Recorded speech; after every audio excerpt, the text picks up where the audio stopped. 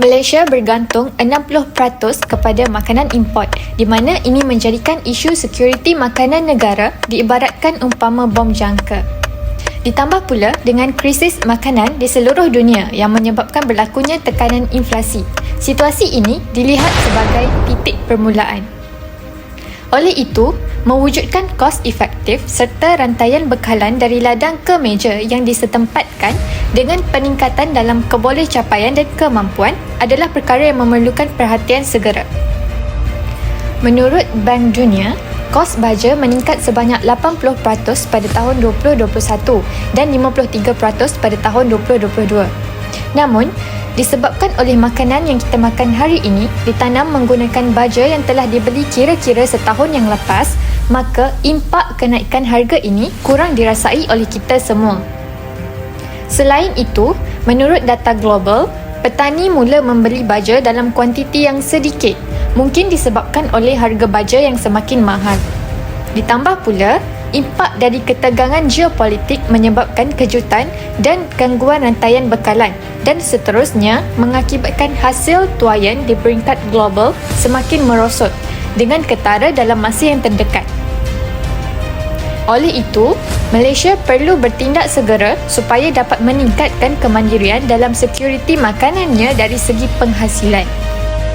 Bermula dengan produk makanan yang berasaskan kepada nilai etnik dan pemakanan, kerajaan haruslah melokalisasikan sepenuhnya rantaian bekalan makanan termasuk semua input perantara seperti makanan haiwan, baja, racun perosak dan juga peralatan 4IR.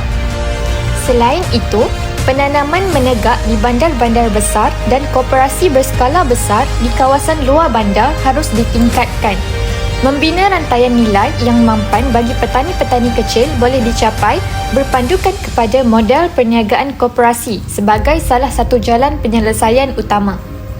Dalam konteks Malaysia, Amir Research telah cuba menarik perhatian serta tumpuan penggubal dasar terhadap inisiatif yang dilakukan oleh Pertubuhan Peladang Kawasan PPK Hulu Langat sebagai contohnya.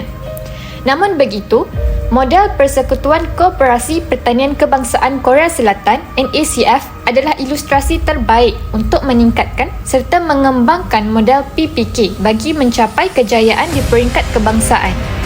Seterusnya, kerajaan perlu menggalakkan pendigitalan dan automasi di samping membantu pemilik ladang kecil mengurangkan kos sebagai langkah penyelesaian jangka panjang berbanding pemberian subsidi yang tidak berkesudahan. Dan akhir sekali, disebabkan kemudahan infrastruktur jalan yang tidak dinaik taraf selari dengan pembangunan, para petani perlu bergantung kepada orang tengah yang eksploitatif bagi menguruskan pengangkutan.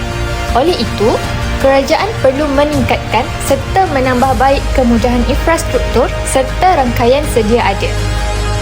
Sebelum nasi menjadi bubur, Malaysia seharusnya mula memberikan keutamaan kepada petani-petani dan pengeluaran tempatan agar rantaian bekalan dari ladang ke meja yang lebih produktif dapat diwujudkan.